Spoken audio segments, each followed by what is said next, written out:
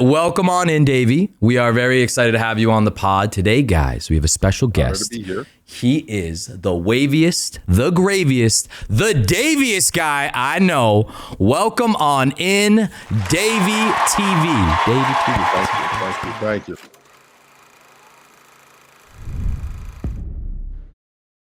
How's your day going? It's going amazing, Another day, another blessed reason to be here. So, an honor, Yeah. honestly. No, I appreciate it. So I wanted to bring up the very first time we met Daaavy. It was a very special day, not only because we met, I love you, man, but also because we joined on a raid. Shout out to Kins. Kins recommended you. We joined on a raid and we got serenaded. You sang to us, and it was freaking beautiful, man. I loved like every second of it. It was awesome. Yeah. And like I look for like raids that like are gonna pop off. Like oh, that person's gonna go crazy. And luckily Clint just knew someone was gonna go crazy. And yeah, you sang to us. We got sweet karaoke when we raided Daaavy. And I'd love to know, like, when did that start? Like, when did the radioke begin? And yeah, man. Yes, so technically we call it the Daaavyoke over here, but the Daaavyoke started. So I do an annual event every year called Daaavy Miss, where it's a week-long event of crazy stuff happening. But I put a karaoke redeem out there for the first time. And for me, I'm not a singer. I don't have any business with singing, but I just love music and I love doing karaoke. So when that first started, everybody loved it. There was karaoke happening every single 20 minutes. Oh my God. So yeah, there was days where my voice at the end of the day, I'd end up like this. Like, I don't know what's going on. But since then, people loved it. So then we just made it a part of our, tradition. So now everybody that comes and raids me, I offer them a free karaoke, just to get the vibes right, to see like what type of stuff they're into, just to get more engagement with them and just show love, honestly, because, sometimes I feel like somebody raids you, that means, they seen you, they want to see what you got going on. So of course I want to give people like the Daaavy show, the Daaavy welcome that they feel like, they want. So I'm like, okay, let's do it. So. Dude, and we definitely got that Daaavy welcome. I like that though, because sometimes, and you can be a calm raidee. I think it's okay to be a calm raidee. You can be locked in. Sometimes I actually feel bad. I don't have a raid command set on my stream right now because I like to do a different thing every time. But I need to like set something up because sometimes I miss it and I'm locked in on the game and then I like look over and I'm like, oh fuck. And I feel bad because I like to give like you said, like someone takes the time to find your stream, raid you. I like to give some type of reaction. But it is okay to be a calm raidee. It is okay. Yes, it's okay. Absolutely fine. Yes. It happens. But you definitely were not. No, you came right in, and I didn't know this, which I really like and respect. Daaavy doesn't swear, guys. Daaavy doesn't swear. He doesn't have a potty mouth like your boy Check, and I like that. I like that. I think I'm actually gonna try this whole pod. I know you don't push it on anyone. That's something I like about Daaavy too. He doesn't push anything on anyone. I'm gonna try not to swear, and maybe we get a little swear counter in the top right going, because it probably will slip out because that's like a big part of my vocab. But I didn't know that Daaavy doesn't swear, guys.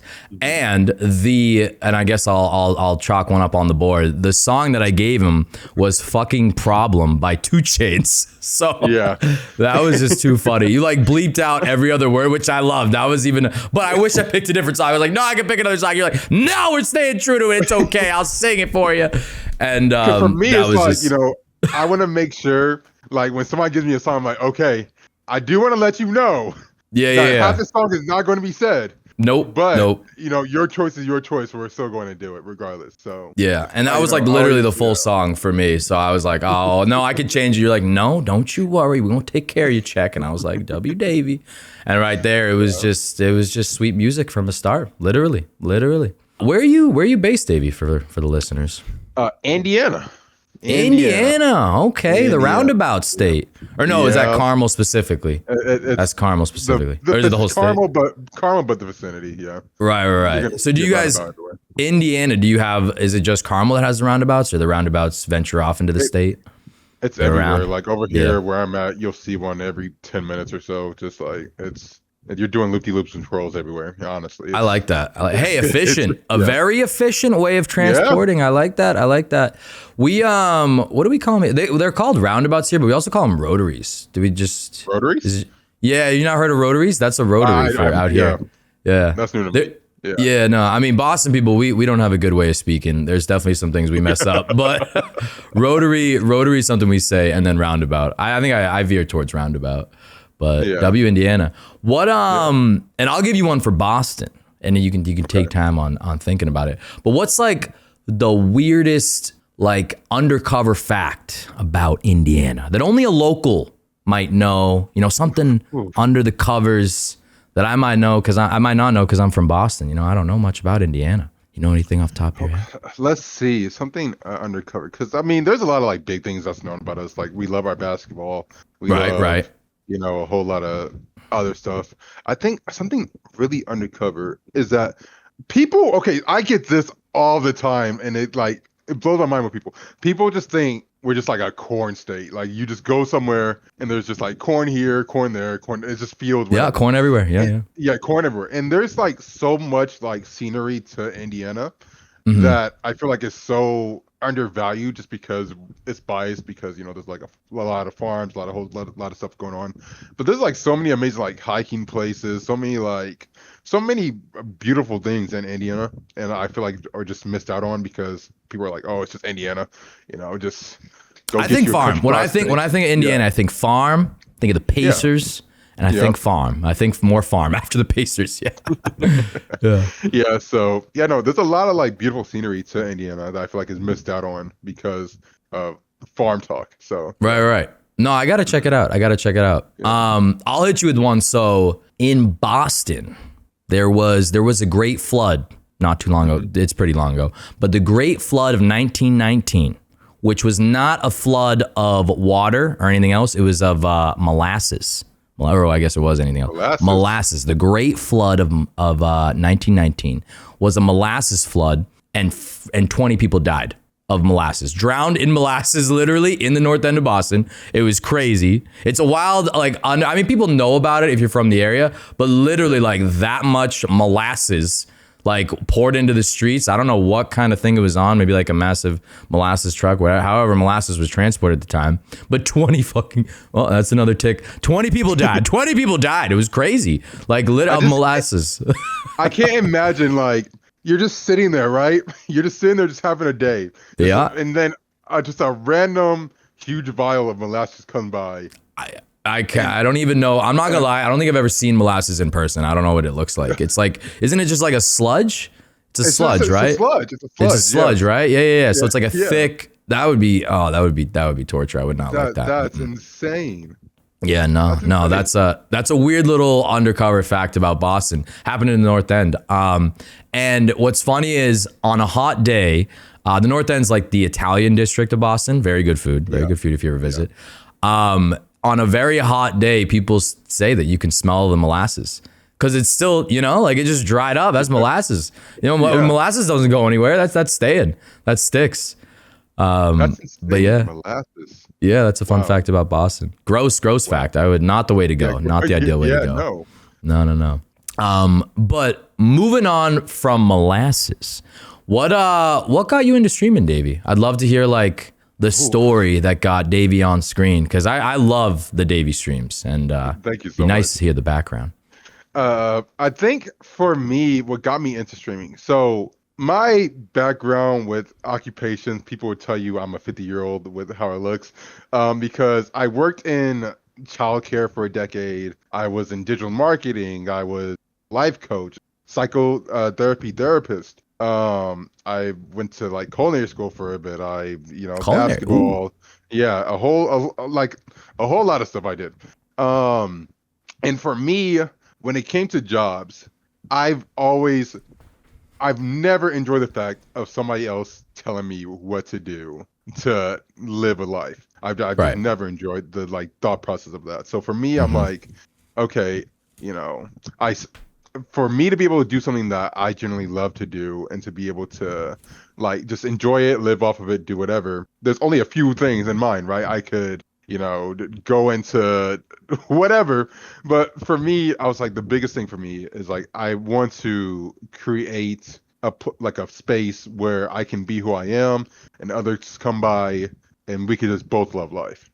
It's a big thing I say every time I get rated. I'm like, I just generally enjoy loving life with loving people. So, I remember that.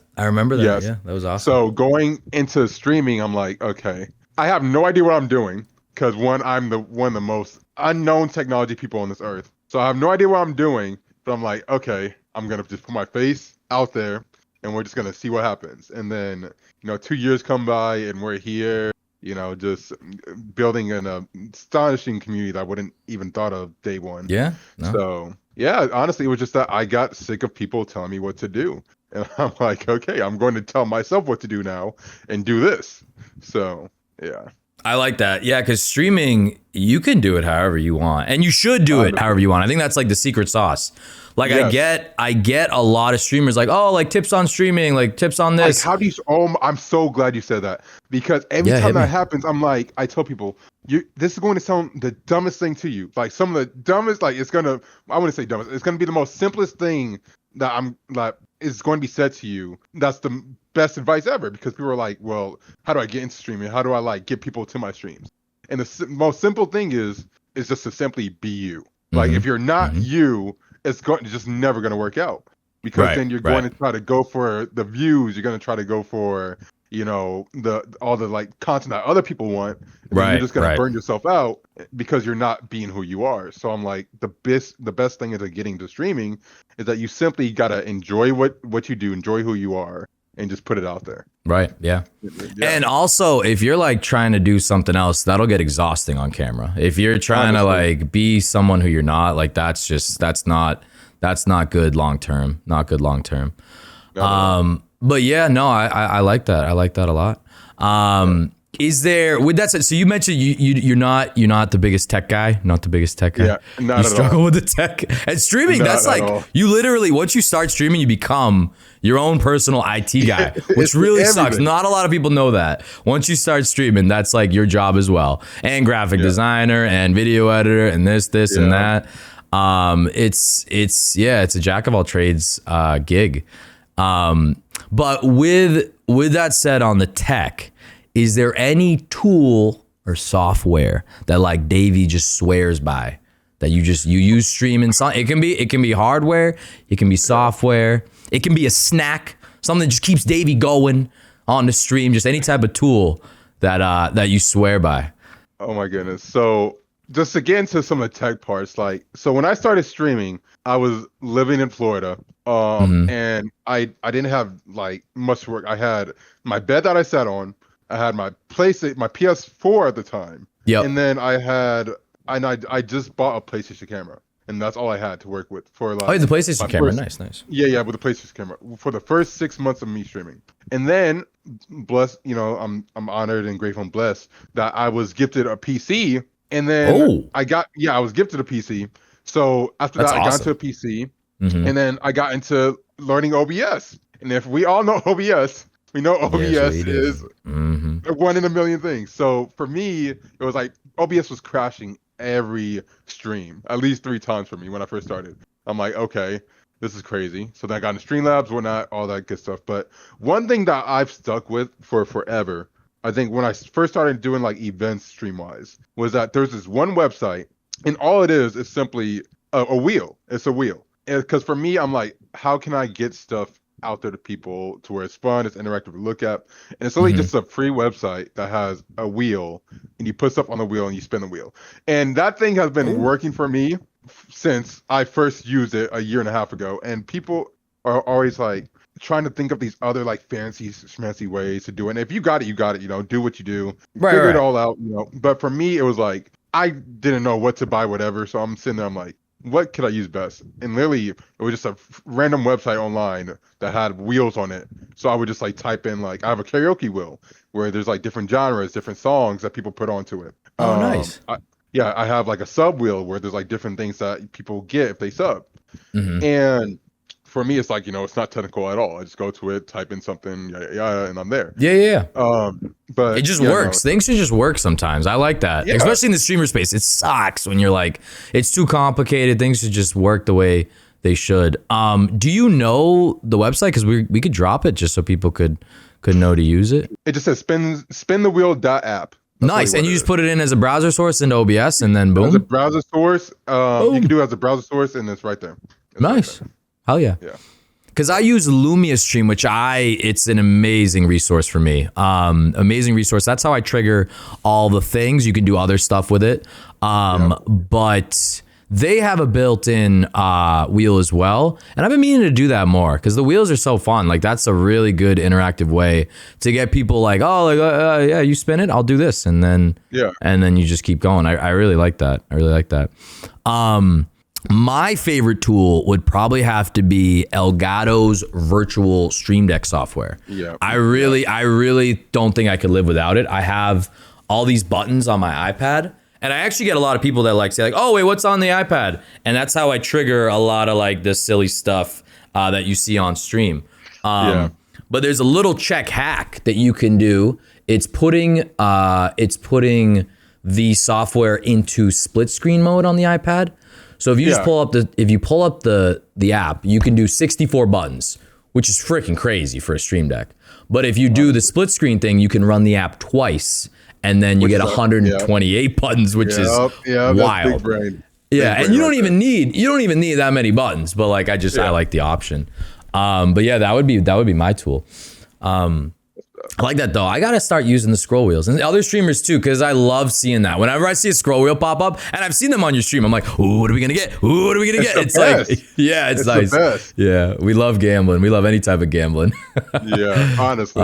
And then we talked about it before the pod. You have a background in psychotherapy, which is super interesting, super important. I'd love to hear more about that and what you're doing with that. Okay, so when I first got to college, so I was one of those people who was like, I was strictly basketball going to college. For me, I was like, nice. I have no idea what I'm doing. I'm just gonna go hoop. We're going ball. So so my first year being in college, I'm like, I still have no idea what I'm doing. So then I end up transferring schools, a whole lot of stuff happened. And then I'm going there, I'm like, okay, I have a lot of like medical stuff going on, which I don't mind speaking about at all. Okay. But I have like a ton of medical things happening. So basketball had to stop eventually. So for me, I was like, okay, I was in like a very, very like crazy state mentally. And I'm like, I don't know what to do. I don't have basketball. Like, what am I going to get into?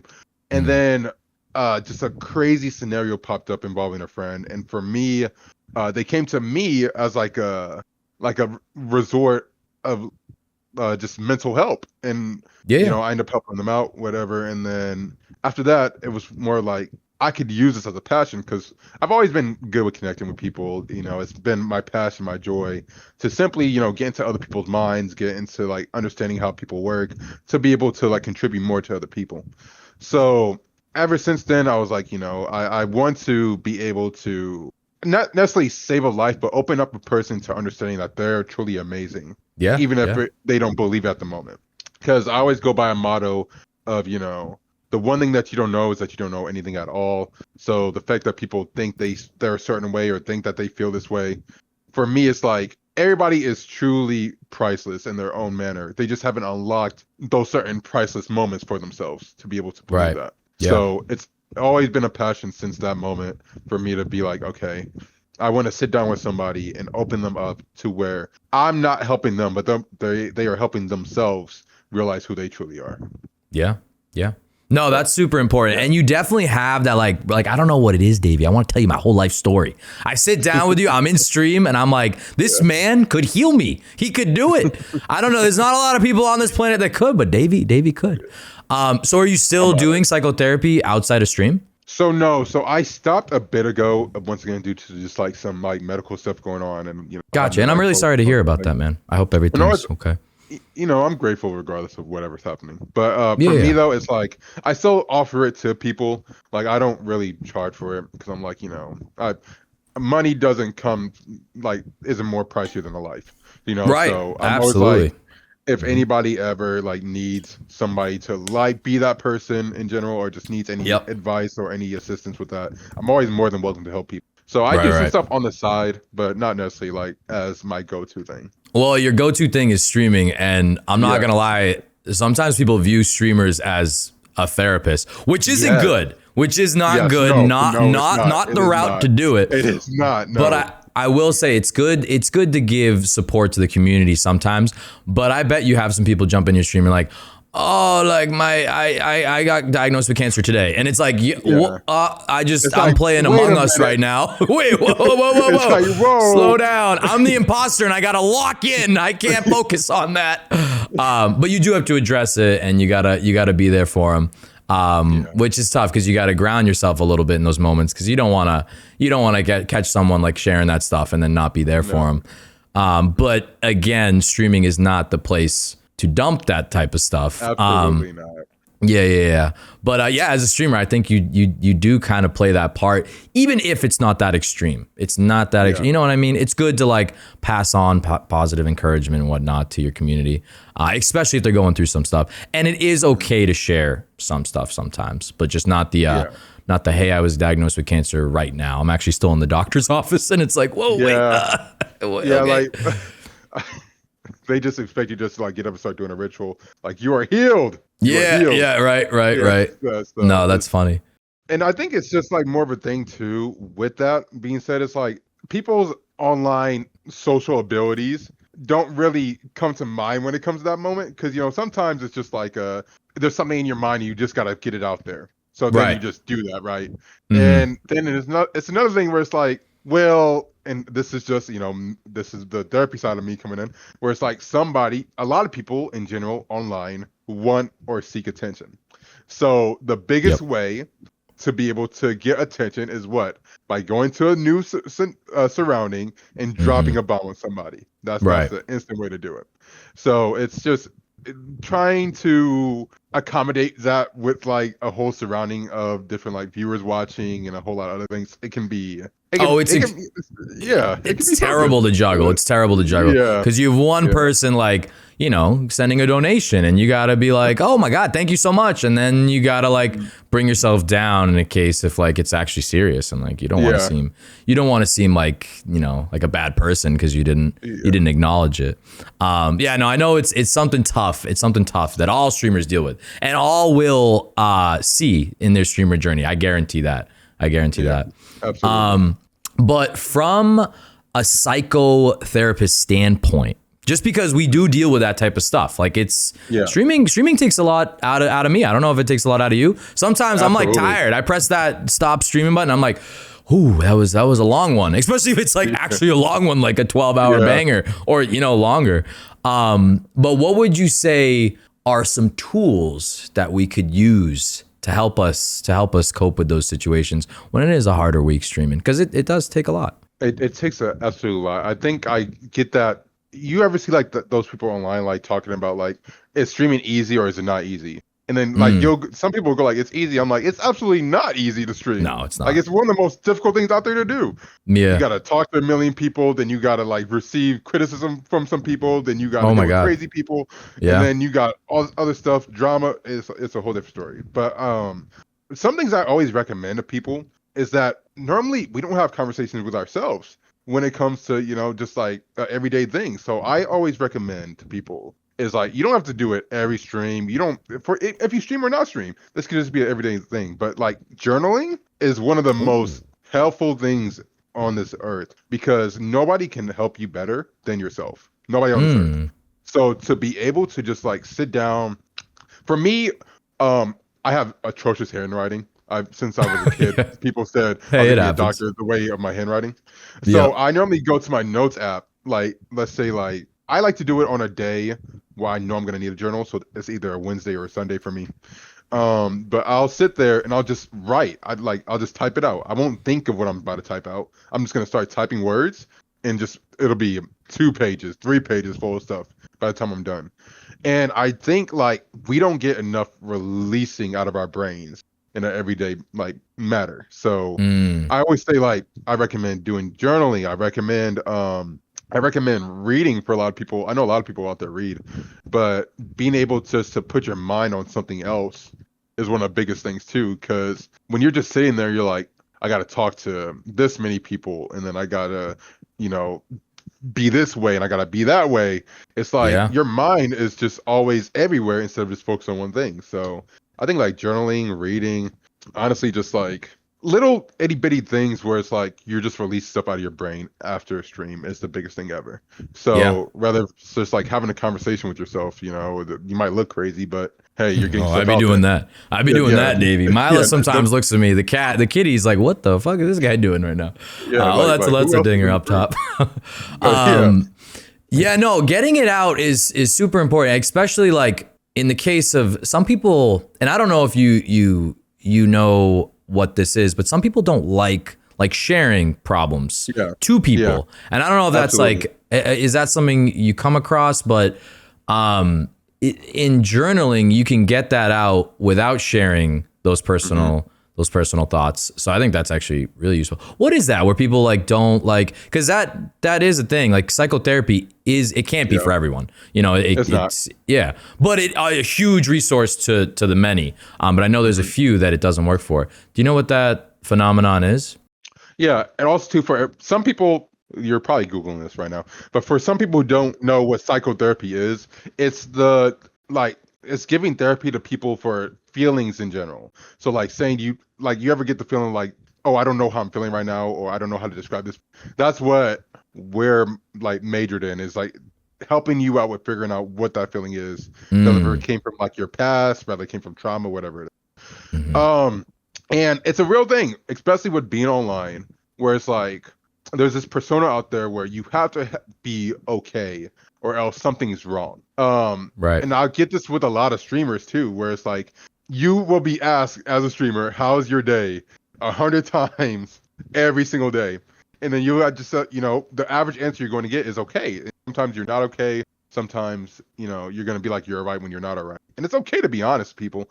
But I always recommend not throwing everything out there, because they might just need to know everything. No, definitely not. Yeah, but when it comes to sharing stuff, I always think for me, it's like when you share, you don't have to give out your life story. I think that's where everybody gets something wrong. It's like they think they have to drop all their secrets, all their like truths, all like everything they got going on, when it could just be like a simple like, hey, what's your like advice on like this, or how do you feel about that? You can like get somebody to explain something to you in a way where it's like you're not giving them how your pet turtle died and you want an answer to like bring them back to life type of thing.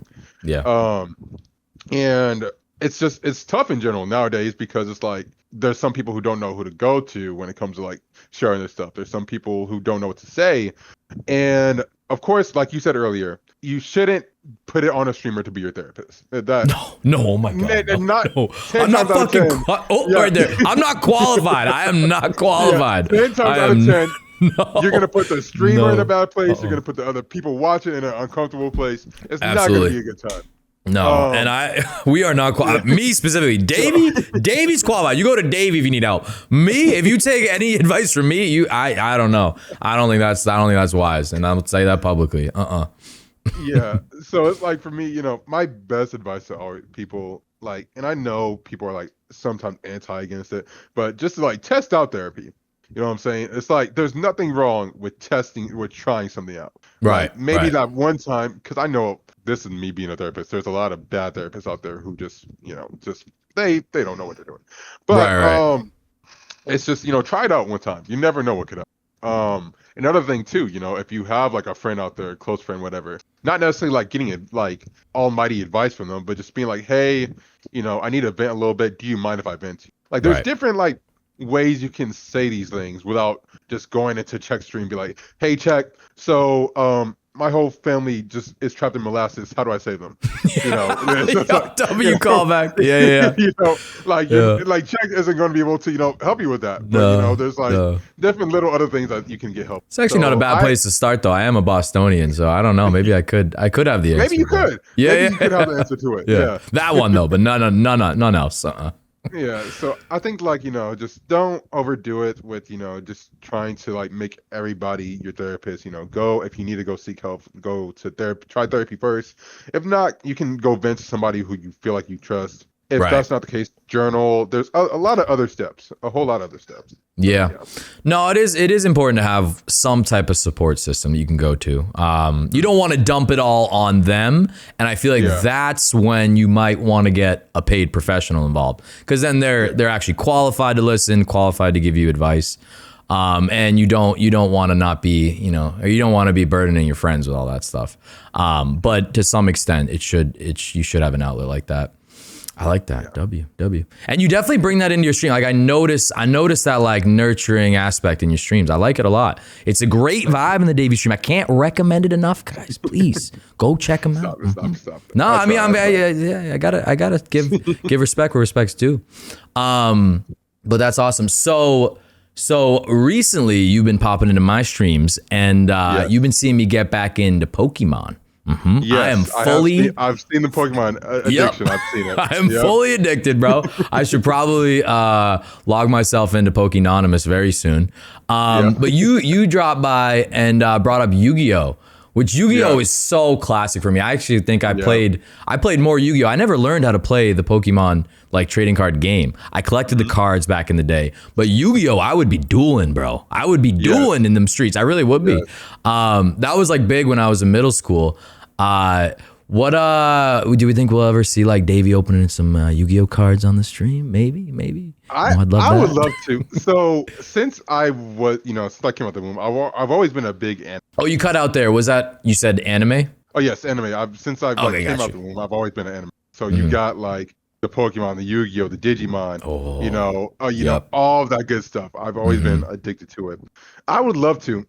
So for me, I know I'm a gambling addict. I know I am. So the second I touch a card, I know I'm going to end up just like you, where it's like, Dude, it's going so to become bad. my life. It's so bad. I'm like, oh my gosh. If I don't pull that ultra rare pot of greed, I'm going to actually snap.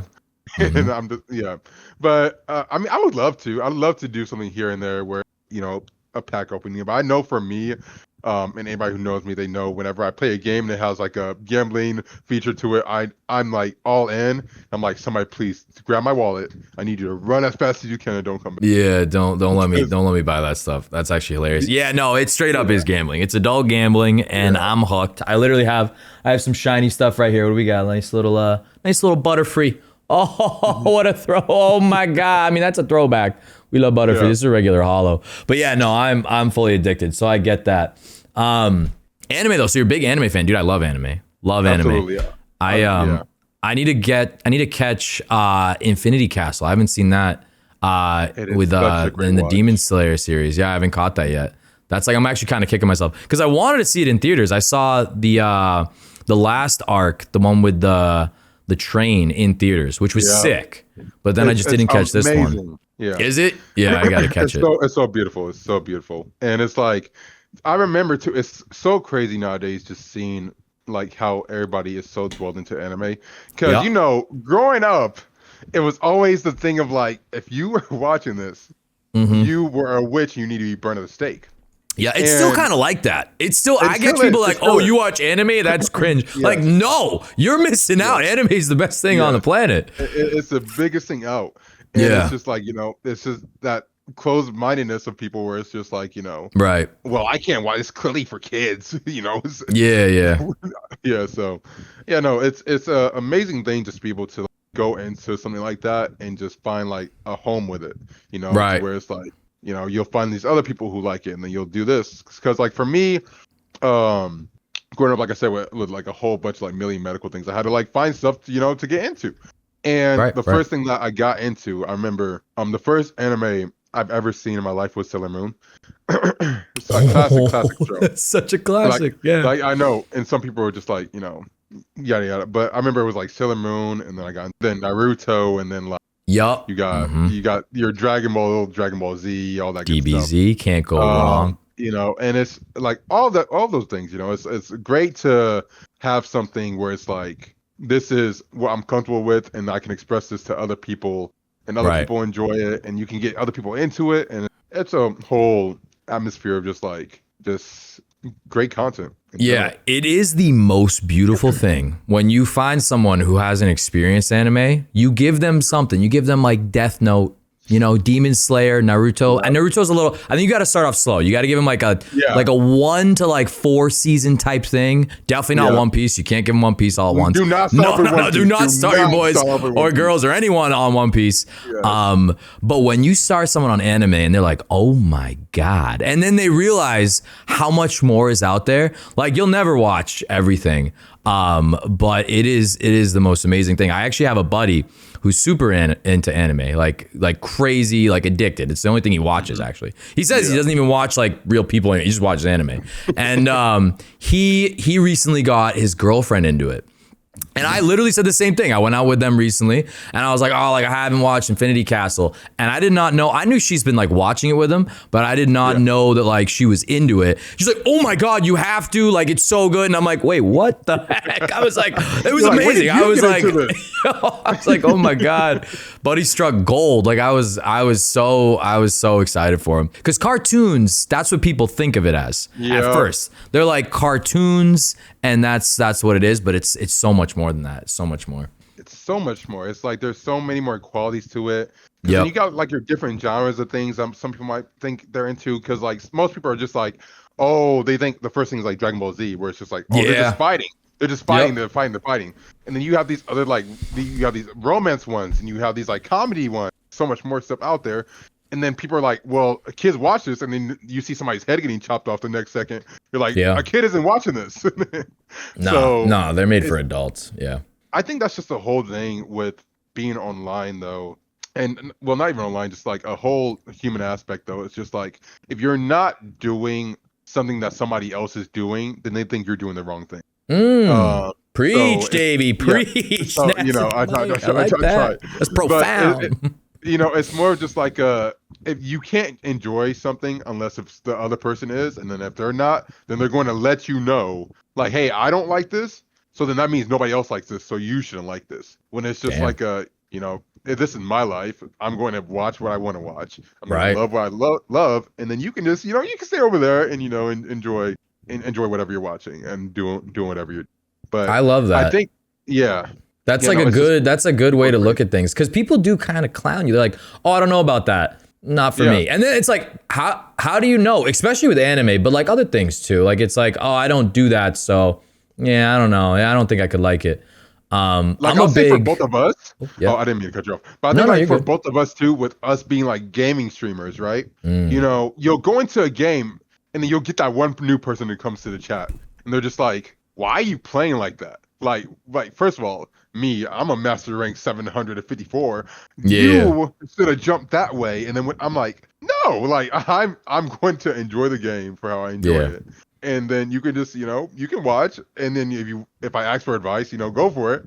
But then some people could just come in with the egos of a giant and just go, well, I'm clearly the best. So if you're not listening to me, then you're doing this wrong. Right. And then it's just like, Like, I mean, that's streaming, bro. We're always gonna catch the trolls. It's just how it is. It's how it is. People love that, and I'm not gonna lie. Like my biggest tactic on that is just like I join in on them. I'm like, I fucking hate the way I play too, bro. Like I'm a piece of shit. Like literally, like that's what I'll do, and I think that's the best way to fight them. You kind of diffuse it with like a little humor, and then they don't really have much to say after that. Because they're like, they type that and they're like looking at your face like, okay, how is he gonna react? And I brush that shit off. Obviously sometimes in the wrong mood, I'm like, oh my God, fuck this guy internally. And it does bother me. And I don't want to I might cut that out of the pod because I don't want them to know. But majority of the time, I would say like honestly 90% of the time, I'm like, I could care less. Like it does not matter. Yeah, I suck at this game. Thank you very much. Mm-hmm. So I'm known in my community, and I've been told this a lot. I'm known as like a ruthless streamer. So for me, when I say ruthless, it's more of like I'm very big on etiquette. I'm very huge on etiquette. Like for instance, if I'm playing a game and somebody just randomly says, "Can I play?" I'm like, unfortunately, you didn't say hi, so you are banned. Oh yeah, nice. I'm very because I'm just very like strict on like this is a safe place. Like I always call my place a safe place. So like we're here to be safe, and for us to be safe, we need to know how to use etiquette to be able to understand other things going on. So if you can't give a simple hi, hello, hey, like if it's like a hey, can I play? Then you know what, you got it. Let's talk. But it's more of like a let me play type of thing where I'm like, no, no, I don't know. It's just really big on me where it's like, it's very etiquette wise where it's like, just learn how to say hi. It's okay to say hi. I know. Yeah. It's okay and to say hi. There are some streamer etiquette things or streaming universe things that people just do not like abide to. And it's very common sense stuff. Like the thing that gets me is like someone new, and I you know how big I am about like promoting other people and supporting other people in the stream. I think I shout out like every like 5 seconds. Like I literally, if someone comes in and they deserve a shout out, I give it to them. But when people like join in, like, hey, I stream too, like follow me, like. Bro, nice to meet you. Hi.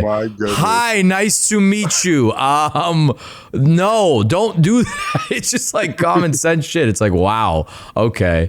Or what's crazy is when someone's new and they literally like, hey, I'm streaming right now, and usually it's a bot. But there are real people. There are real people that do that. There are real people that have come into my stream like, hey, I'm streaming right now. You guys should come on over. And I'm like, I don't ban, but like, I honestly should start. I'm gonna take a page from the book of Daaavy because that shit's fucking. That's just like, not okay. Like, hey, I'm streaming and we got you and I got you on right now. I'm like, thank you. Yeah, no. It's an interesting world, and people kind of.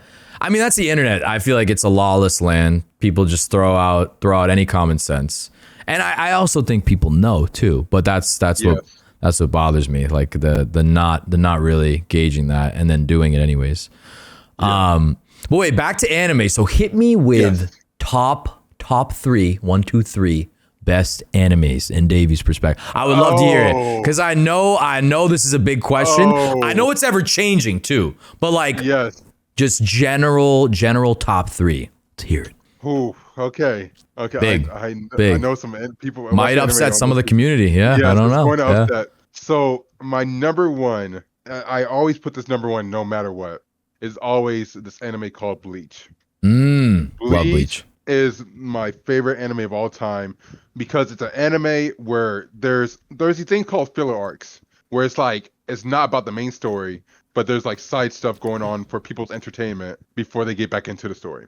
And with Bleach, there's really not a single episode that I felt like I need to skip. Whether if it mattered, if it didn't matter, I feel like every single episode, it was just amazing. Right. So number one has to be Bleach. Bleach number on two, the board. Bleach. Number 2, and as much as I know people avoid this, is absolutely One Piece. One Piece story is so beautiful. The way that it's orchestrated in every little aspect. Yes, it is over 1,000 episodes, but it's so beautiful the way that it's been put together. And then my third one that is on nobody else's list that I've seen, it's called Soul Eater. So I know Soul Eater. I don't think I've seen it through though. Soul Eater is an aspect where basically people use these certain weapons and they like collect souls from like bad people, and it's one of those type of like adventure going type of shonen anime. Yeah, and it's such a great like adventure that it's, I don't know, it's more like nostalgic to me. That I feel like the reason why it's on my list, because of course you have like your Naruto's. I always tell people Dragon Ball Z is nowhere near my top 20, and people get so mad at me because they're like, "What are you talking about? It's a classic." Top 20, top 20. That'll ruffle some feathers. Top 20, definitely. It's just like, yes, some of the fight scenes are amazing, like the best in anime, but Goku was such a terrible dad. And it's like there's other moments in the anime that didn't make sense. It's like it wasn't overall a good storytelling anime. It was a great fighting anime, right? But like a story wise, it's not a good one. And I know a lot of people do not agree with it, but it's just how I feel. No, I could see that. It is mainstream. DBZ is classic. Like we all grew up on it. So I can understand that. And there's a lot of DBZ. So like you kind of have to, when you look at like One Piece, like there's so much of it, which means you can like scrutinize a lot. Like you can be like, I didn't like that whole freaking arc. Yeah. But no, that's a solid list. I like that list. Thank you. Right now, my list is ever changing. But Demon Slayer is number one for me right now. Demon Slayer is number one. And I'm kind of looking at like new gen a little bit, but Demon Slayer is number one for me just because they do that show so well. They the way they work it in. And like you said, like with the fillers, I don't feel like there's too much filler in Demon Slayer. There is, but it's not like Naruto where like it's not crazy. Every episode, I'm pretty sure you can watch Naruto. No, I've actually watched it. You can watch Naruto. They have seasons where they rip out the fillers and you can watch it all the way through. I've watched it that way. I forget what site I used, but Naruto, it's like there's a crazy amount of fillers. Amount. No, crazy amount of fillers. But the way Demon Slayer just like animates, tells a story, weaves it into the movies, bro. Because that's huge.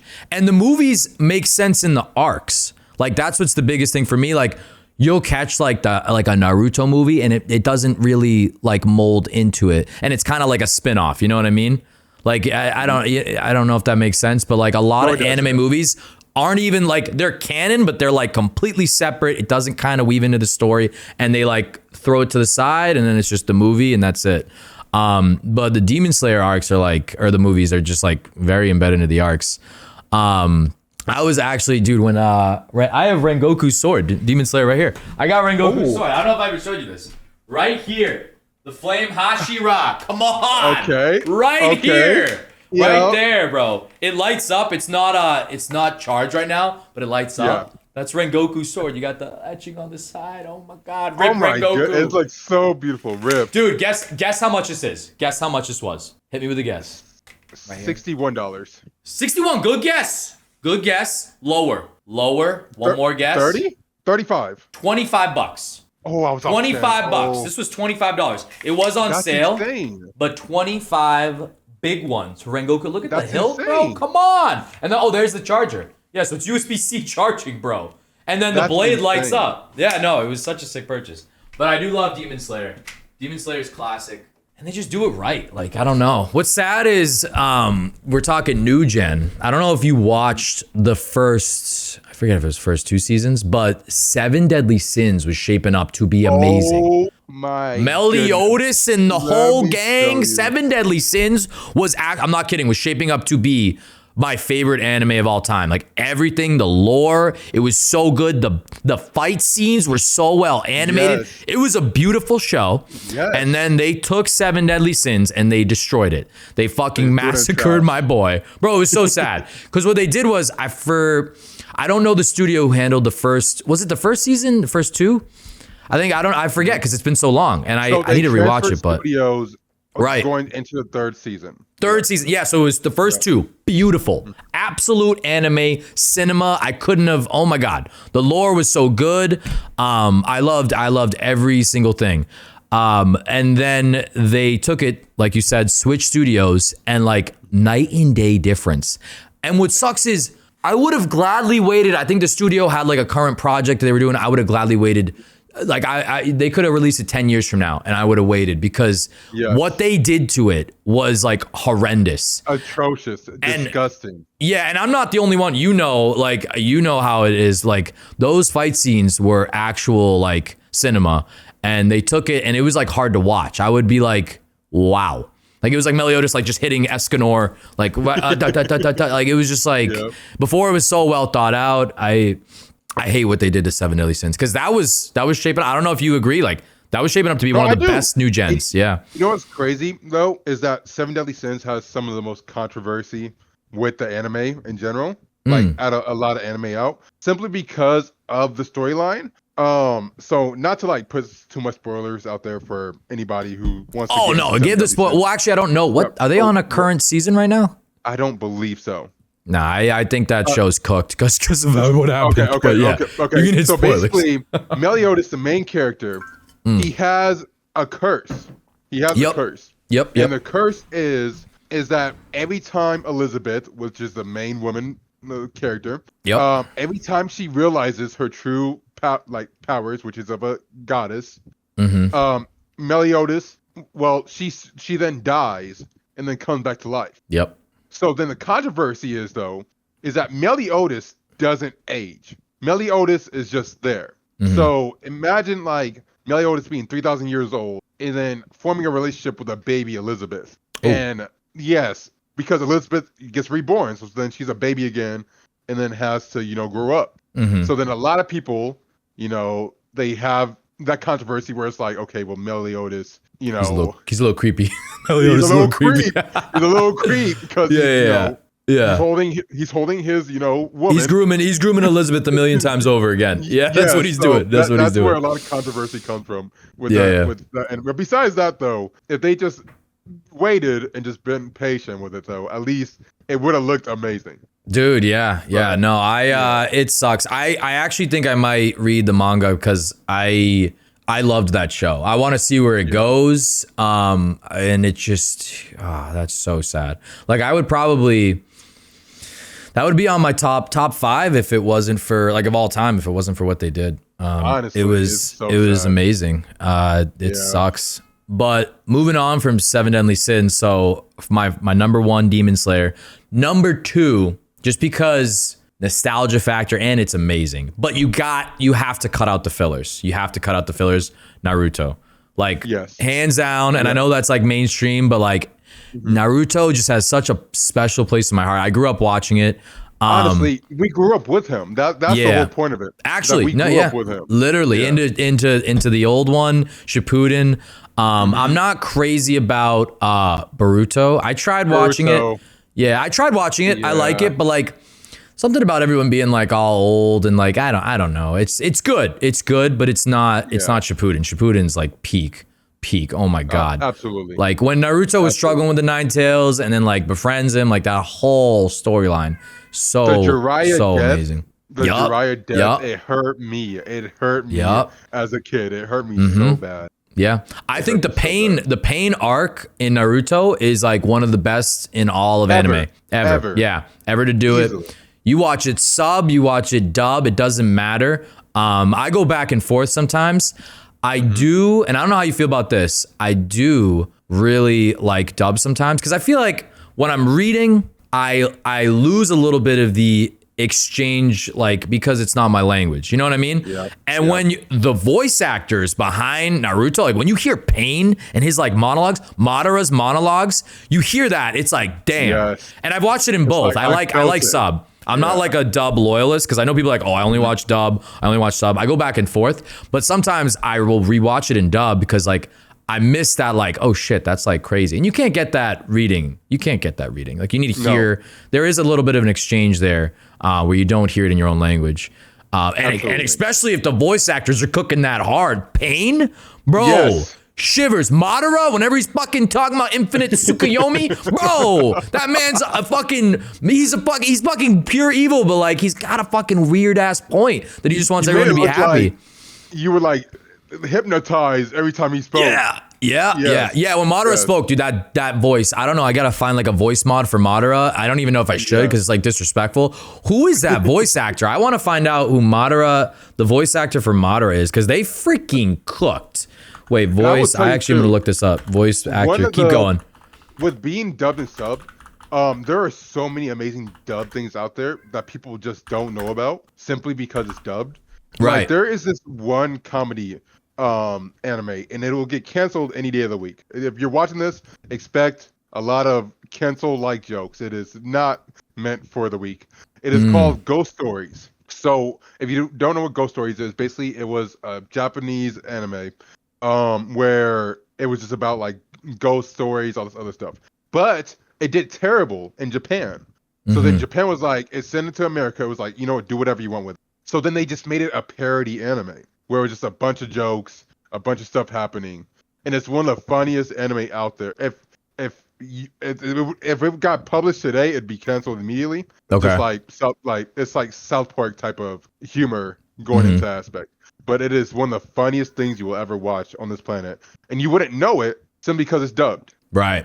Got you. But it's one of the funniest things out there. It's Ghost Stories. No, I'll have to check that out. I have to check that out. Yeah. I like that type of humor. So is it humor shit that would get canceled? Because I like that. One of the funniest shows you will ever watch in your life. I promise. Ghost Stories. Ghost Stories. Is that on? I'm sure maybe on Crunchyroll or it should be. It should be on Crunchyroll. It should be. Yeah. This is wait. I gotta pull. I want you to see Madara's voice actor right here. This guy, front and center, which I would have never guessed. If you seen him, you're like. That is someone's that right? Like he cooks so hard in that role. And not a lot of people give like respect to the voice actors. Like I feel like they should have a bigger name. But this is This is Neil Kaplan. And actually this is interesting. Let's go into his IMDb because sometimes you see like, oh, he's also the voice of X. But I don't know if it'll show. I mean, he's in all these. He's in Bleach. Yeah. He's in a lot of Bleach actually. Fallout 76, because those voice actors they get different roles and they can manipulate their voices really cool. It's honestly amazing. Dude, for the longest time I didn't know Naruto was a girl. I had no idea. I had no clue. Goku. Yeah, Goku too. Yeah, it's crazy, bro. That the range they have is wild. Luffy, like all the main characters, Luffy is a woman. Yep. I did not know that about Luffy. Wow, I did not know that about Luffy. That's crazy. I guess it makes sense when they're younger, but they grow up. Goku is when I found that out, I was like, whoa, okay. I don't know how you do that. But yeah, that's crazy. Madara. Shout out to Neil Kaplan for absolutely cooking on that role. Look at that. He kind of, I see a little bit of a resemblance. You get rid of it, you give him like the hair. I see a Sharingan. I see that. I see that. That's actually hilarious. So yeah, I would say Demon Slayer 1, just because it's fresh. And that 1, 2, 3, that changes for me sometimes. But Demon Slayer is number 1, Naruto number 2. Remove the fillers though. I can't sometimes, like, I don't know, whenever you like watch an anime and you're like, fuck, this is a filler episode, dude. Like I just want to watch what's going on in the storyline. Yeah. Like I have a little bit of time right now. I got 1 episode in me and then I got to go to bed because I got work tomorrow. Like, don't give me a filler. So Naruto without the fillers, if you can find that, I forget what website I found it on. And then, and this was my one for a while, but I think it like got plopped down because I'm waiting on the new season, but Black Clover. I love Black Clover. Yes. Absolutely. Gas, Asta, the whole Black Bull gang. I can't get enough of Black Clover. And I think the new season's coming out soon. But Black Clover is just so good, so good. They've kept up with the animation, which is amazing from the start to what it's at right now. Beautiful animation. The fight scenes, and the manga is amazing. actually going to be wrapping up soon. Oh, is it? Is it? Okay. Yeah, it's almost up. Yeah. Damn, that's crazy. Do you know how far ahead the manga is compared to the show? So far. Yeah, I figured. Yeah. That's good and bad. I mean, I'll probably be getting Black Clover late into my adult life. Yeah. But because it takes a long time to animate that stuff and do it right. Honestly. And I know sometimes the fans are like, "Hey, like this has been too long." Just give us it. But then it comes out and you're like, no. Oh. After what happened to 7 Deadly Sins, bro, I want anime studios to take as much time as they need because I don't know the work that goes into it. But now seeing what rush work does when a studio's like, oh shit, this is hot, let's get it out before it fizzles. I could care less. I don't want that. And they really shot themselves in the foot. That was going to be an all-time classic. And 7 Deadly Sins dropped the ball big time. But Black Clover, I think, has that ability too. I really like Black Clover. I can't get enough of that. Mm-hmm. It's amazing. And have you watched through it? Oh yes. Yeah. You've seen Black Clover. Yami's my favorite. Yami is my favorite. Yeah. The characters are just so colorful in Black Clover. Like, and for good reason, like all the different, like, like the different, what is it? The clubs or the branches? I forget. Yep. Yeah. The clubs, the wizarding clubs, I think. I got to rewatch it. I haven't watched it in a little bit because the last season wrapped, what is it, like 3 years ago now? Something like that. Yeah, it's been forever. That's the one thing with anime. Like when these huge breaks happen, I'm like, shit, I like actually do have to rewatch it. Which isn't a bad thing, but like, you kind of. I got to go back and remember this because right. Recaps are huge. I think someone I watch the YouTube recaps. Like those are super helpful when I get back into a show because you can't rewatch all of One Piece when you're waiting for the fucking. Absolutely not. No. I'm actually kind of curious who's gone through it more than like twice because that's like an there effort. Are people out there who have. Oh no, I bet diehard fans because it's amazing. It's amazing. Yeah. And how do you feel about the? I haven't seen it, but how do you feel about the live action One Piece? Oh, so good, bad, because those are tricky. Anime live actions. Has one been done that's good? It's so hard. It's so hard, but it's coming because the Avatar, and you can consider Avatar anime. I'm pretty sure Avatar is anime. Yeah. But Avatar, they fucked up. I know they remade it, and I didn't see that. Is that even out yet? The remake of Avatar, because it's a show now. I don't think so. I know it's not out? there was a lot of anger with people about how teenage Aang looked. Okay. Or like there was something going on about his new teenage look. Because I think he had. Was it the casting, or they just didn't like his like how they designed the character? Because how do you mess that up? Just the arrow and then the robes and then you're good to go. Like I think it was like how he looked. I think there was something going on with his face. I don't know if it was facial hair. I don't know if it was something. But they had something going on with him that people could not stand. But I will tell you though, I think what messed it up for all of anime live actions, and I still remember watching it for the first time to this day, was Dragon Ball Evolution. So for what people don't know, Dragon Ball Evolution is a Dragon Ball live action that was made back then, where it was one of the worst things you could ever see anime wise. Horrendous. On this earth. Like you would have thought Goku's hair. Yes. You should have seen his hair and then it's like wraps. It's already wraps. Oh my god. Like the fight scene, like there was a moment where Goku was breakdancing on a car. Oh my god. While that's fighting. terrible. And you're just sitting there, you're just like, what is this? What am I watching right now? Yeah. And I think since then that messed up every other chance for every other anime live action because they're just like, oh well, they're clearly not the show. No. It's like I don't think we're ever going to get like a live action that people genuinely enjoy just because it's always going to be like, well, this happened in the show and Goku he could teleport from here to here, and then people are gonna be like, well, Aang, why isn't he doing this? And we're like, because this is real people trying to imitate anime. It's like well, it's hard to translate some of that stuff because like you got to think about CGI, like that takes a lot of work, and CGI nowadays just isn't the same. But that's because of the deadlines like that Hollywood puts out. Like if you look at like one of my favorite movie series is Pirates of the Caribbean. Amazing series. The CGI, like actually like peak, what you want. Yeah, chef's kiss. And then you look at like some of the new, and Marvel does a good job. Oh, kitty. Marvel does a good job. They do a good job, but you find like small imperfections and it adds up. Like Doctor Strange's like third eye and the recent like Enter the that was really bad. That was really bad. When that popped up, I was like, oh my god, that's horrific. And I know it's like true to the comics, but like that was not good.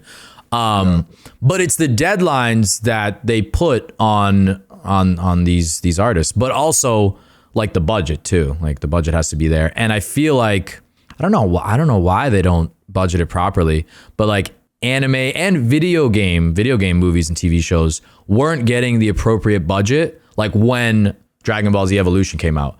Now people are understanding this IP is so beloved and people will watch the fuck out of it. You just got to handle it right, and then you have a franchise on your hands. Emphasis on handle it right though, because what was the recent one? And I never played it because I was on Xbox. But Last of Us, I think the ball. I don't know why the ball was dropped, but the ball was dropped in that show. I'm not gonna lie, spoiler. Joel dies.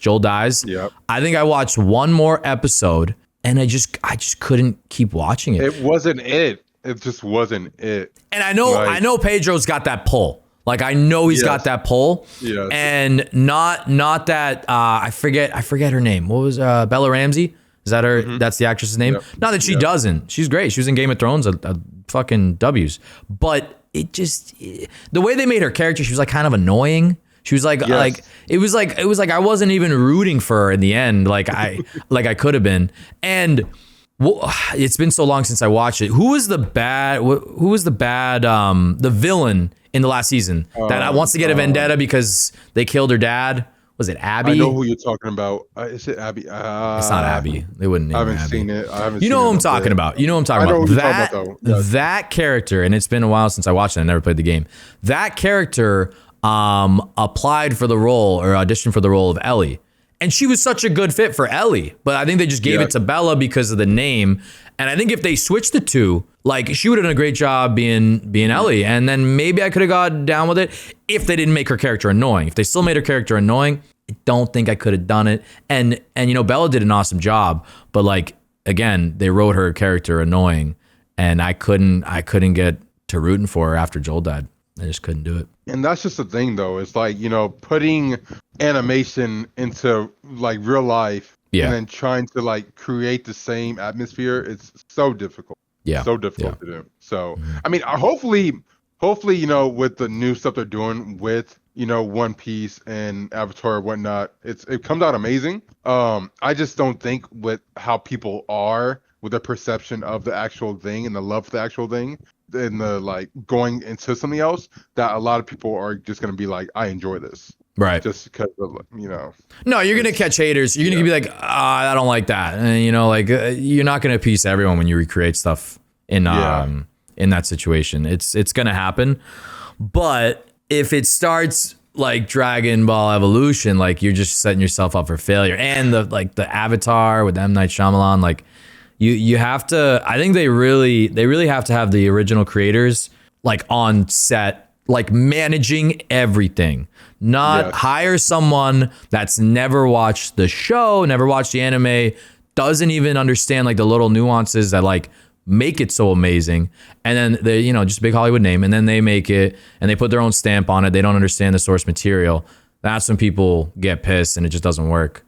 Like what they did with The Witcher. The Witcher, they completely went off the source material. Henry was like, I'm out, and now that was it. And that's not good. That was shaping up to be a good show. I don't know if you watched that, but Liam just set up for failure. I actually said it in the last podcast when we had Old Boy on.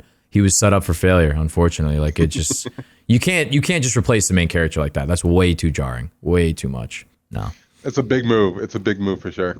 I hope with all this like video game hype that it leaks into anime and they put real people behind it, and they bring in the writers and they do it right, and they get like a director and people that understand the source material, because I think that's really important. Because a job is a job, right? Like you will work a job, but if you really love the source material, it shows in the work. It shows. Yeah. Like for example, for your favorite anime, Demon Slayer, right? Channing Tatum in the Infinity Castle did such a great role with his voice acting. Because he voice acts, for some people who might not have watched it, he voice acts one of the like bigger villains like in the whole movie. So he has a lot of lines to like get through. And you wouldn't think, like, you're watching this, you're like, that's Channing Tatum? Because he did like a great job. So it's like there's a lot of people who I feel like could do a great job, and it's just like them not putting passion into it simply because, you know, they were told to do it a certain way or whatever's going on. So yeah, it's just, you know, but who did he voice? Because I haven't seen it. Is this like a spoiler? Because I might not want the spoiler. It's a spoiler. Okay, then no. Fair. I gotta watch that. See, that's just bad. It's been way too long. I gotta get on that immediately. But that's awesome. He was a voice actor in that. Yeah, he plays a decent role in the movie. So that's cool. I love how they're getting more like Hollywood stars behind anime, especially the voice acting. I haven't seen it yet, but Studio Ghibli released The Boy and the Heron, and there's some massive names behind that movie on the dub side. Like Robert Pattinson's in it. A handful of others I can't remember off the top of my head, but there's some big names. I actually kind of want to look it up right now. Did you get to catch that? The Boy in the Heron? Because I love Studio Ghibli. Studio Ghibli fire. Yeah, I haven't seen it yet, and I feel like a lot of people growing up didn't know that Studio Ghibli movies were anime. Like, because I think a lot of people would just see like as animation. They're like, oh, it's a cartoon movie. But no, Studio Ghibli is anime based. So, dude, let me read this list right now. Let me read this list right now. You got Robert Pattinson, Christian Bale, Florence Pugh, Mark Hamill. Like, these are some big names. The girl from The Boys, the Asian girl from The Boys. I forget her name. Her name's Karen Fukuhara. These are some big ass names. Mark Hamill, Florence Pugh, Christian Bale right there, Robert Pattinson. That's crazy. That's star-studded.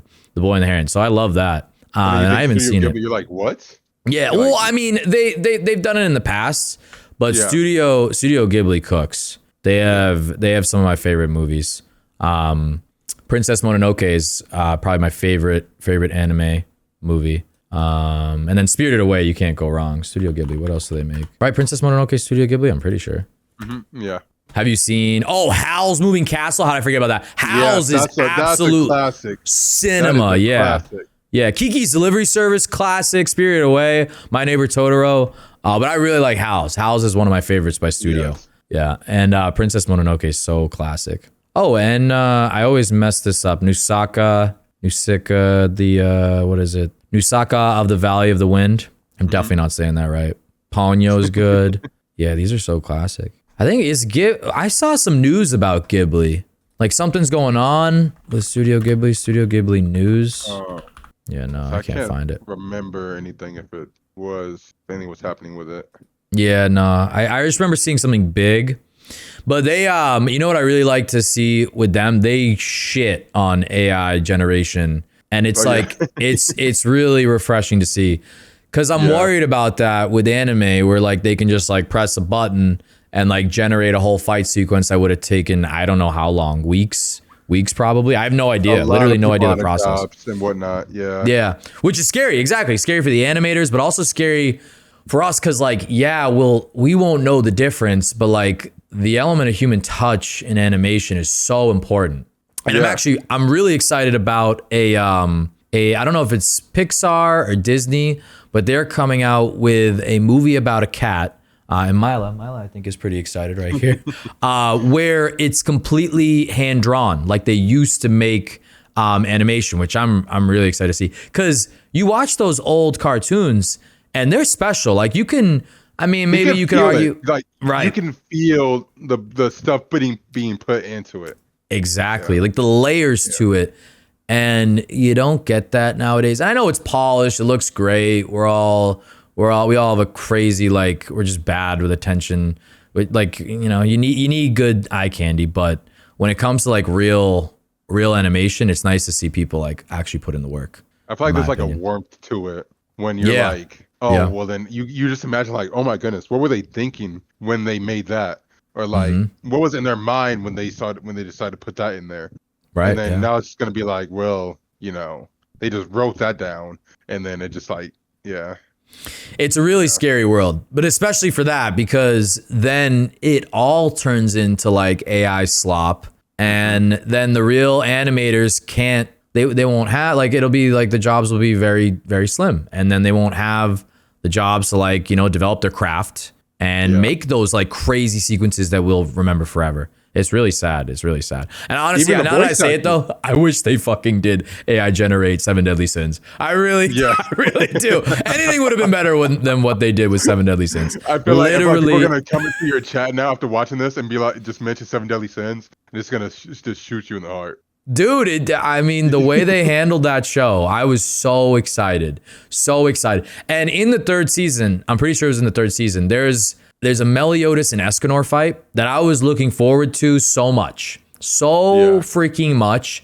It is genuinely hard to watch. Like, actually, like, I can't even, like I remember hearing, like, the bad stuff about the season, and I kind of waited. I didn't watch it at first, and I waited. And then I started watching it, and I couldn't keep watching it, but then I fast-forwarded to that fight. Awful what they did. No love. Should have been AI. Could have been AI. Yeah. I have no idea. Could have been when it came out, could have been the early stages of AI. I have no idea. They were in a rush. They just typed it on Chat GPT and they were like, maybe. There you go. Yeah. No, honestly, I think that would have been better. But WComs, anime guys, if you take anything away from this, please give anime a shot. Personally, and actually, this is a good question. I think the best starter for anime, and you might have a different answer, but I think Death Note is a great starter. Ooh. Great starter. Oh wait, oh, do we not like those comments, or do we like it? No, I agree with you. Okay. I agree with you. Yes. That's what I would recommend. I'd be like, hey, start with Death Note, because it's like, you know, maybe they like a little like, you know, crime solving. It keeps you like gripped, and that's one that you kind of need to watch the next episode, because you're like, what the fuck is this guy up to? You know what I mean? But it can be a little too much. But I think that's a good one to start. What would you start someone on? I would personally say with this new gen, and to get people just be like, wow, anime, right? Just like right in your face. I feel like any option, any day of the week, it has to be Solo Leveling. Okay. You're going to hate me. I have not watched that. And you are missing out. Yeah, no, I got to watch that. I've been told. Yeah. With your top 3, I personally feel like Solo Leveling will be your number 2. Shit. No, I've heard that. I've been kicked for not watching that. That's one on my list that I just haven't gotten to. And I need to. It's so mind-boggling to see. Like you're sitting there and you feel like you're in it, type of like resonance you get with it. So I would 9 times out of 10 recommend Solo Leveling. Because that's like when you hear that, and it's I'm sure you have. I mean, maybe not actually. You might be the anime man. I have some animes like that I just need to watch. It's just, they're on the back. They're on your back burner. You know they're good. And you're gonna get to them. But that's been on my list for a while, and I need to make it a priority. That's a mandatory one right there for new gen. That's mandatory. Easily. I'll have to check that out. So that's what you would start someone off with. Solo 100%. Leveling. Solo Leveling. Shit. All right. I'll have to check it out. I'll definitely have to check it out. Yeah, anime is just an awesome thing. And when you see someone catch that bug, you'll never shake it. You will never shake it. Never. Nah, because I like my, in person, live action stuff. I like that. But with anime, I don't know. You just put it on, and it's like that warmth thing that you said with the animation. Like, it's just like, it's comfort. It's comfort, and I can put it on in the background. I don't like watching sub in the background. Sub, you got to be in the right mentality to watch sub. So, and I know that's all true. Eyes on it. Yeah, no, literally, you look down on your phone and you miss the whole fucking thing. You don't know what's going on. You think Madara's a good guy if you watch sub and don't pay attention. Literally. Because he's got some good points, but sub you got to be locked in. That's why I do just like sometimes dub in the background. Beautiful, you can look down, no worries. Because sub you got to be locked in. But there are some shows that I think you need to watch sub, and like specifically sub. One Punch for me. I think the humor in that show that's translated via sub, like hearing like him speak in sub, it's just so funny. And you can't like when I watch it dub, I actually don't think Satuma's as funny as sub. Like it doesn't translate the same way, which is weird because I said like with English, like obviously that's my native language. Like I want to sometimes hear a monologue in English, but the humor of One Punch in sub is like so good. I don't know if do you have one that you just have to watch sub? Because I feel you on that, because it's like there's more passion when it's like the original version of it. Like I think given to the actors instead of like switching over to English, and then now you have to try to implement what they're doing. I think that's where it like sets off a lot of people. I think one thing for me when it comes to sub, it was getting into Bleach. Actually, I'm gonna speak on Bleach because you have English and dubbed, and don't get me wrong, English is beautiful in Bleach. But the sub version of Bleach though, in certain moments, it was like spine chilling in a way, where it was like, for instance, there's a character in Bleach called Orihime. Yep. And one of her main things in the show, for anybody who knows, is that she cries a lot. She cries and screams a lot. Yep. And when she's like crying and screaming for Ichigo, the main character, I feel like there was so much more drive in the sub version than a dub version. Yeah. So I think Bleach for sure would be one of those. Yeah. Easily. No, I get that. So you've watched it both sub and dub. I've seen subbed and dubbed. Oh, he's a big one of those. Bleacher. I like that. I'm one of those. I did that. I did that with Naruto, but I watched Naruto through first dub, And then I went back and watched a sub without fillers because, oh my God, I can't watch the filler sub. So if it's a filler, I'm not dialed in. I'm not locked in. I'm not going to like make sure I miss, you know, like that like little thing. You know, I actually love that episode. Yeah. Kakashi That fucking. is so hilarious. That is so hilarious. Yeah, no. But you get stuff in sub that you won't get in dub and vice versa. I think humor, well, the crying thing, because it's funny when she cries. It's like hilarious. It's like, oh my, yeah. The humor watching sub is different. And of course it is. It's two different cultures, two different people speaking. Of course it's going to be differently translated. With me, sub, like those emotional moments are crazy sub. Like I like them, and I'm so glad I watched Naruto in both. I gotta do Bleach in both. Bleach would be cool because I watched Bleach dub. That's so cool. I watched Bleach dub because I started Bleach dub. Bleach used to be, what was it, on Adult Swim, I think. Toonami, dude, bring me back to Toonami. Oh my God, Toonami. Dude, that intro went crazy. With the robot. Oh my God. Yo, what was his name? He had a name. He had a name. It was like Steve or something. It was something basic or like Greg or something. Wait, Toonami name guy. What is it? Tom, maybe Tom. Toonami Tom. Yep. They called him Tom. Yeah, because the AI, like the Cortana would be like, "Hey, welcome back, Tom," or something. Dude, that intro slapped. Oh my goodness gracious. We'll have to play that intro in a clip because that intro was so good. It is Chills. so great. You just knew you were about to get into some bangers. You knew it hit 7, 8 p.m. And then you just see that spaceship coming in. You're like, oh, we're about to get heat. Actually, that intro reminds me of one of my favorite shows growing up was the Teen Titans, the OG Teen Titans. I love that show. Beast Boy, Starfire, Cyborg, Robin. They remade it. It's like a cartoony vibe. Yeah. People say it's good. I don't know if I'll like. It's good. Oh, you've watched it? Yeah, because working in childcare, you got to put it on. But, I mean, that's a great one to throw on. You can watch it with the kids. Yeah, it's a great like family humor thing. I feel like Teen Titans OG was more dramatic. And more like ongoing with the like actual show. But yeah, no, I definitely preferred OG over Teen Titans Go any day. Yeah, no, What sucks is with those shows, bro. We grew up.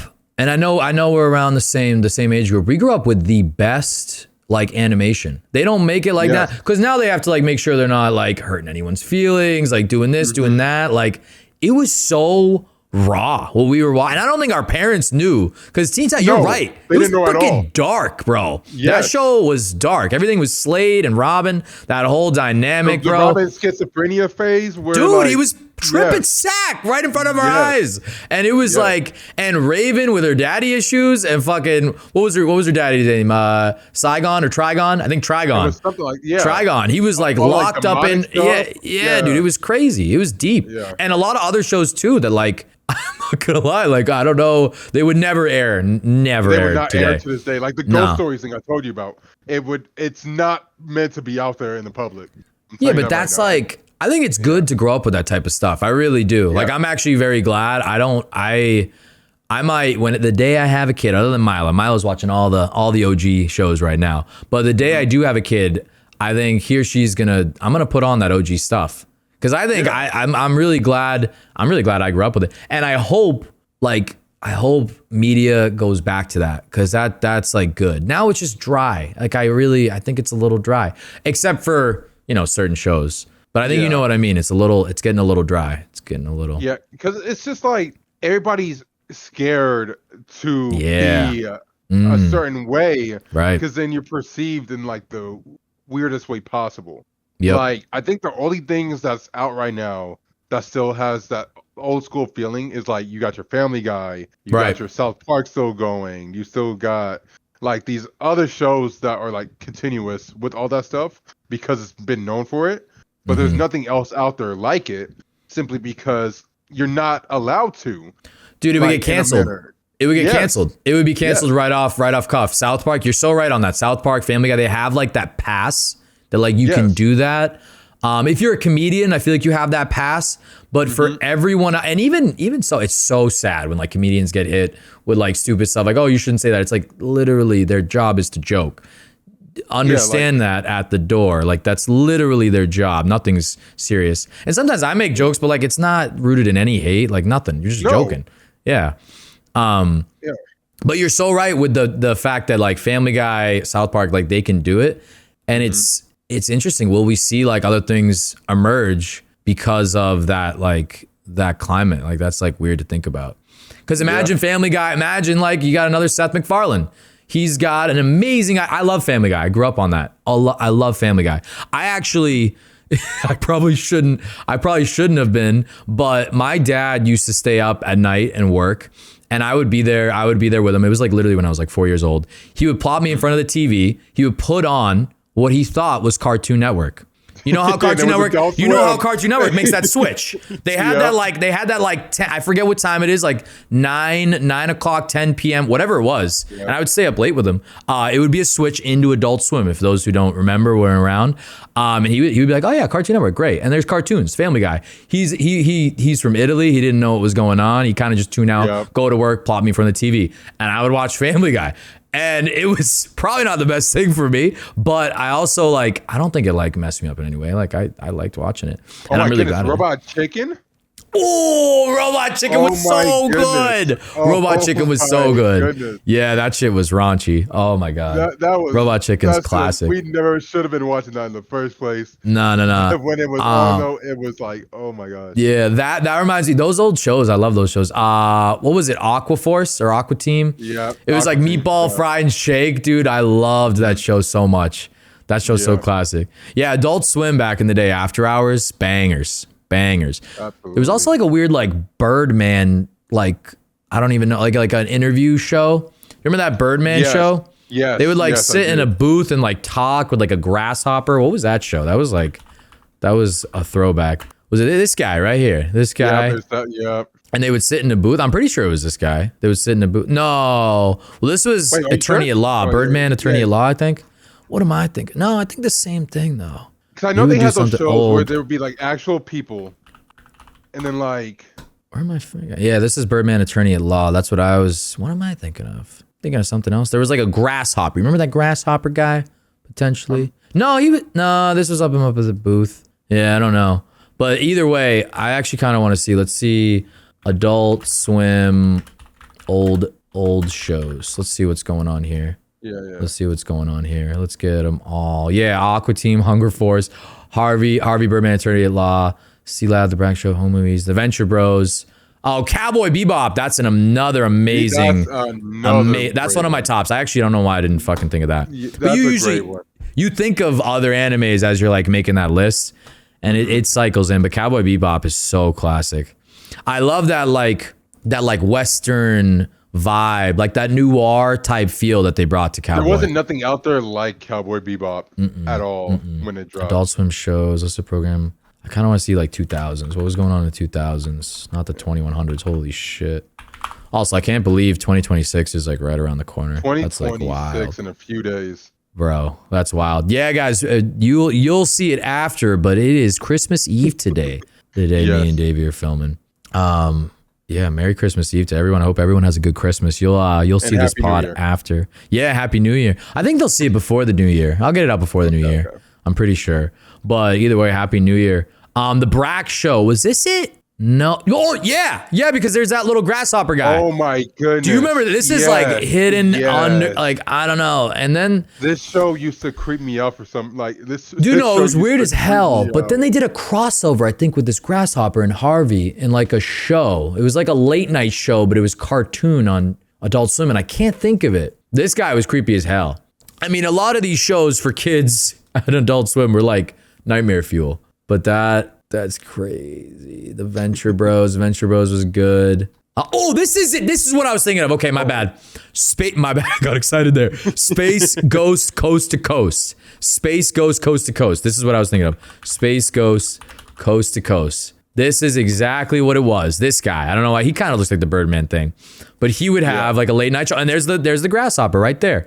So they would pull different people from different Adult Swim shows. And it was actually kind of sick. It was literally a late night show. It was so ahead of their time. Like they had what, Hulk Hogan on the show? I don't know if that was live, but that's like so cool. But damn, bring me back, bro. Adult Swim in its heyday. It's honestly all insane. Yeah, we should have started talking about this because I could talk about this stuff all day. I love, dude, I love cartoons. It's sad though because I don't think kids are growing up with like the good stuff we did. Like I said, they're definitely not. They're definitely not. It's not. It's not the same. And I don't know. I hope it goes back. I hope people can stop being afraid to create. Because even as like a streamer, sometimes I'm like, oh shit, did I just say something I shouldn't have? Yeah, and it's a live aspect and it doesn't matter. I think the world's healing a little bit. I think it's getting a little more relaxed. People are starting to understand you don't need to be like canceled immediately. Like it's okay to like be a human and like maybe mess up, or it's just rooted in jokes. But streaming, bro, I don't know if you've ever felt this way where it's like, oh, maybe I shouldn't have said that because it'll be misconstrued.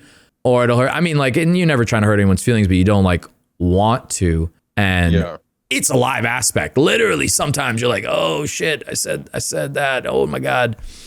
I think for me, my biggest thing, I know, and I have a ton of different type of amazing people in my community. And one thing for me, I know some people are strict about are gender pronunciations. Okay. So it's like, for instance, my protocol for what I've done, my like little PR training I've done is that I won't directly refer to somebody in a certain way just off their name. I will normally just say like, so they're doing this and they're doing that. Ooh, and just to like, I like that. Not like, do a certain thing. So I know, respect to all people, right. What, with whatever you got going on. Yeah. But for me, it's always like, I want to make sure I'm not just out there like, wham, wham, wham, wham, wham, when they're like, oh no. And I'm like, okay, yeah. Right. So, and I don't know. I mean, like some people like, I don't think anyone will take it the wrong way. It's like, hey, like I'm a dude. Hey, I'm a girl. Like, oh, I'm this. Like, whatever. I literally, I'm streaming. I'll call you a tree if you want me to. I actually don't care. Yeah. Like whatever makes you happy. Yeah. Sometimes I do. If the name, I gotta start doing that. If the name is a like maybe like a more masculine name or feminine name, sometimes I do jump to it, and then I actually catch myself. I'm like, whatever you want me to call you, just let me know. I just like sometimes I say that, and no matter what, sometimes I'm like, dude, bro. Just because of the way I talk. Yeah, that's a common. Like, and then they're like, actually, and then I'm like, well, I didn't mean it like that. You know what I mean? Like it's whatever you want me to call you, I'll call you it. I don't care. Yeah, but we're not out here to hurt feelings. That's the thing with us streamers, though. It's like we have to be on the moment, like prepared to like just okay, well, we can't say that or we can't do this, and we're just like, dude, you're being monitored at all times, and like at the end of the day, people have to remember like we're humans too. Yes. And we, sometimes in the heat of the moment with the game, like sometimes you get to see the raw side of things, and like also you're not thinking about everything you say every single second. But you do have to watch that because it's it's a day like one slip up and like done. Which is risky, and I hope the world gives a little bit more grace to people. Obviously, we do not push hate. Hate is hate, but you can usually tell, and then like you can usually tell. I think it's very apparent. One common bit that I do in my streams, I know for a fact because everybody always mentions it, is that I do whenever I'm in a game, right? Because I do a lot of different things, fighting games, Fortnite, whatever. One of my main comments is I resort to people's grandmothers. And like in all aspects, right? A lot of you grandmothers out there, for some reason, if you're watching this, W Grannies out there, you're amazing. I love you. But sometimes the mothers of the people who they created just aren't good people. So I have to go to somebody, and unfortunately, y'all are my first target. That's smart. No, going. Yeah, I mean, sometimes it's the way you were raised. Also, you can be raised by like the most wonderful people. Sometimes people got that bad dog in them, unfortunately. And it sucks. And then a lot of those people love using the internet as an outlet, which is. That's why the internet's the way it is with all the trolls out there. Trolls love that shit. That's their stomping ground. That's their stomping ground. And as streamers, you gotta catch yourself. Like I know I do. I know I'm sure you do. You gotta catch yourself and not let those type of words get through to you, because they're gonna come. That's the one thing you do have to prepare yourself getting into streaming. That type of negativity will pop into your stream at one point. Absolutely. And it will continue. There's just the world can be negative. And unfortunately, that's like people love hiding behind keyboards, and They're gonna continue to do that. The internet warriors. Yeah, no, they love it. They love it. But so a few more questions. What games you playing right now? What games you playing? Right now, you got the usual stuff I do: Fortnite, Fall Guys. Those are like the two biggest ones people see on my channel. I do Tekken 8. People know I love my fighting games. Yep. I am doing this one free game out called Where Winds Meet. It is. What's that? It's this old school. It's this old school like Japanese times where you're just going around. It's a whole lot of stories happening.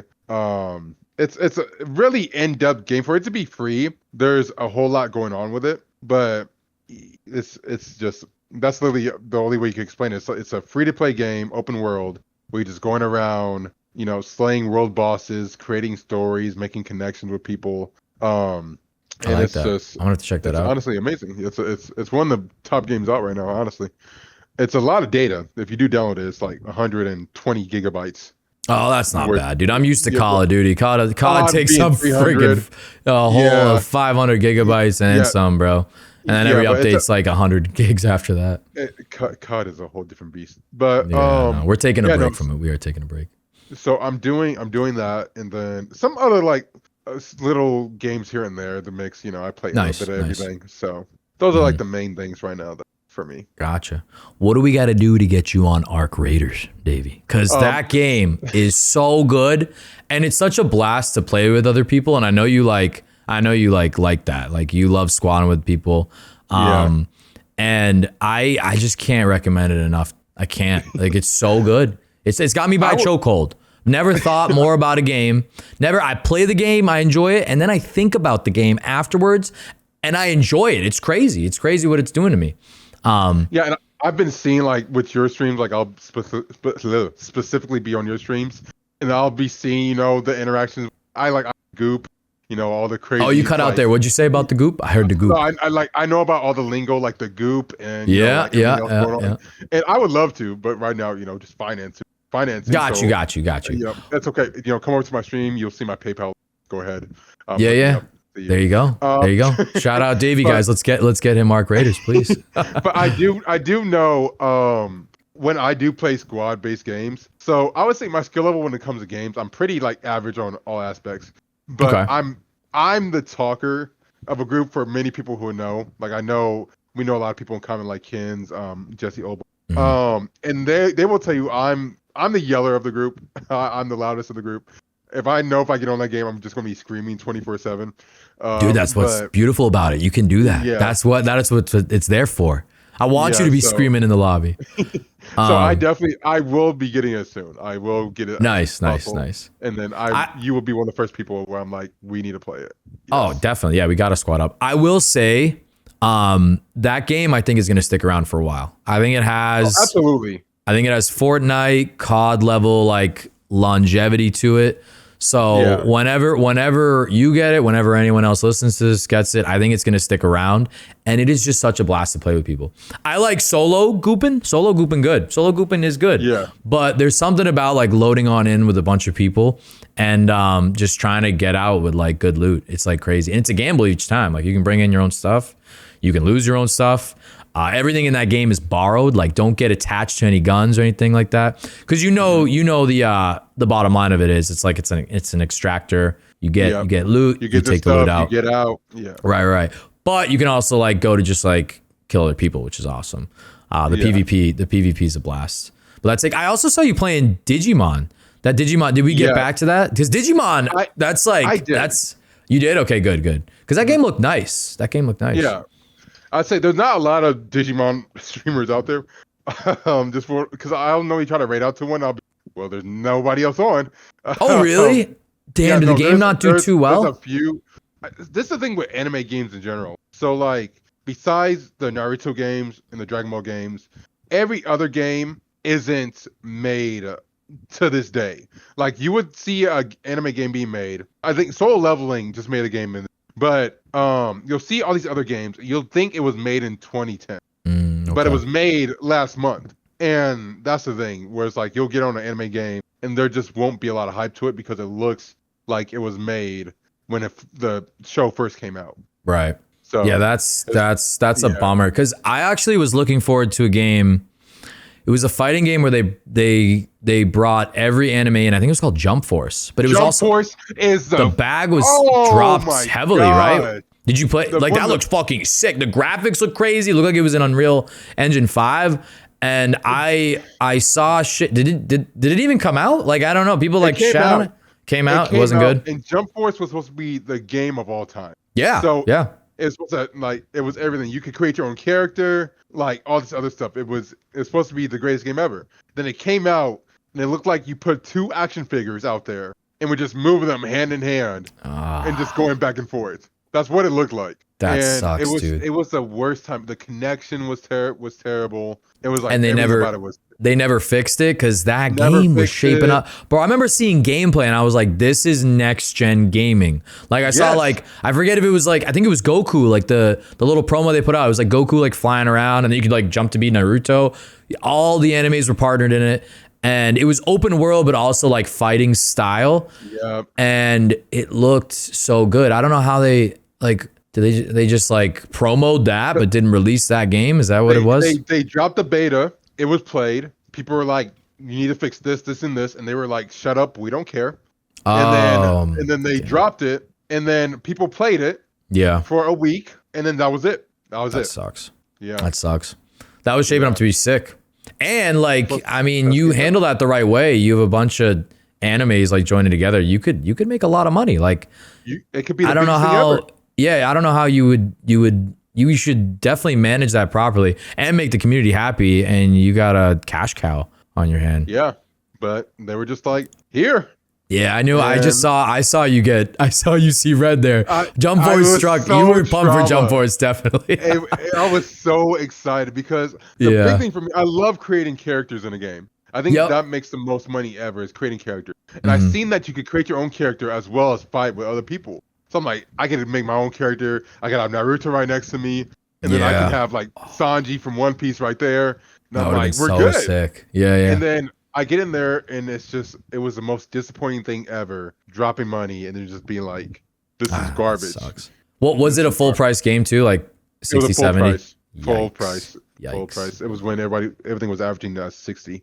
Oh yeah. So, yeah, everything's going up now, like 70, 80. It's crazy. 70, 80, 90. Yeah. That's why Ark, I think, deserves some praise, because it's a $40 game. Yeah. Like, I know for what it offers, for how much it's taken over, like everything. Yeah. $40. The devs deserve it on that game. They did such a good job. They even they gave us I think it might be too late for you to grab it, but they gave us like 1,000 Raider points, whatever they're called, towards the store for the holidays, which they don't have to do that. They don't have to do that at all. Like, the game just keeps winning.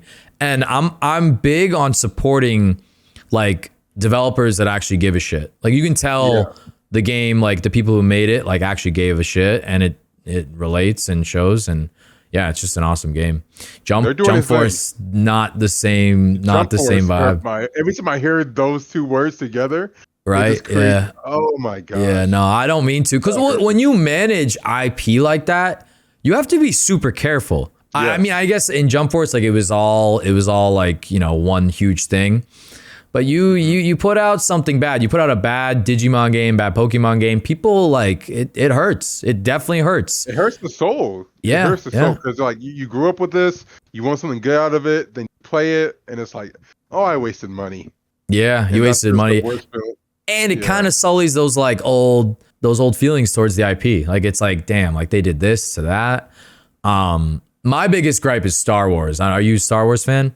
I've never seen it, but I do love the aspect of it. Oh, we got to get you onto Star Wars. So just quickly, they just ruined all of Star Wars with that new Rey saga, in my opinion, and I think a lot of people share that opinion.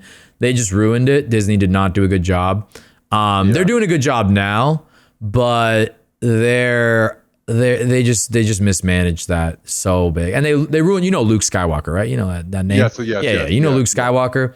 They made him like a weird hermit that drinks like blue cow milk out of like a weird person. I don't know. It was the first shot you see of Luke, he's on an island and he's like secluded, and he's literally drinking like milk out of like like it was like a weird person thing. Like it was a giant cow, and I don't know. It was not how you want to see Luke at all. No, it was not good. I can imagine. No, but stuff like that. It's like that IP that's like so close to our hearts. Like, ouch. And then you're sitting there and you're like, I paid for this ticket, and they're doing my boy Luke that bad. It's not good. It's not good. Yeah, that's nice.